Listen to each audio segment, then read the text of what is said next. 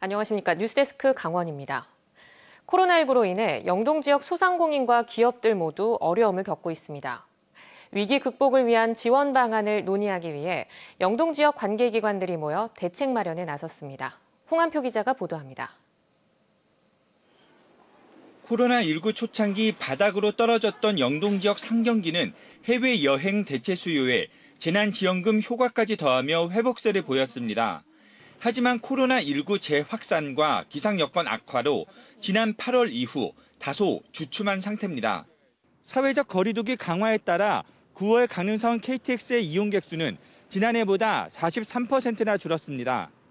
지금 모든 단체나 모임 이런 것들이 지금 제한되고 있기 때문에 제가 15년 영업을 하고 이후에 역대 최악이라고 말씀드릴 수가 있습니다.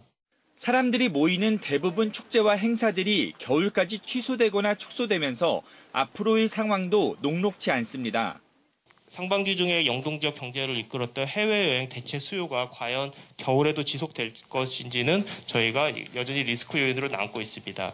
기업들은 줄곧 어려움을 겪으면서 비제조업이나 제조업의 경기조사인 BSI는 지수 100을 기준으로 50 안팎일 정도로 부진이 이어지고 있고 제조업 생산 지수도 지난해 동기 대비 내내 역성장하고 있습니다. 코로나19로 어려워진 여건을 헤쳐나갈 방안을 찾기 위해 관계 기관들이 한자리에 모였습니다.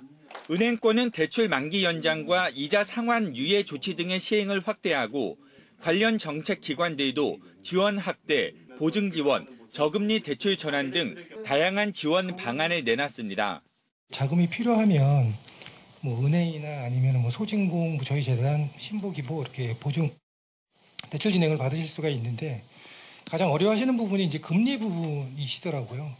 한국은행 강릉본부와 강원본부는 코로나19 피해 기업 지원 자금 한도를 3,600억 원으로 증액했고 강릉시도 2차 보전 지원 사업, 2차 재난지원금 지급 등 다양한 방안을 제시했습니다. 한 1,400억 가까이 이렇게 긴급 지원을 했습니다. 내년도에 그 기업 경영 정책 자금 2차 보전하는 거는 말씀하신 대로 또 이렇게 지금 당부 주신 대로 저희들이 최대한 확보해서 지원할 계획이고요. 어려워진 여건으로 기업 신용도가 하락할 수 있는 만큼 이에 대한 고려도 요구됐습니다. 원금 회수 정도는 좀 유예해 주시고 이자는 현 상태로 좀 유지될 수 있도록 또 시는 기업들에게 이자를 최대한 좀 보전해 줄 수 있는 관계 기관들은 가게나 골목 경제에 미치는 후폭풍을 최소화할 수 있도록 지원 혜택의 사각지대에 놓인 업체들에 대한 실질적인 지원도 확대하기로 했습니다. MBC 뉴스 홍한표입니다.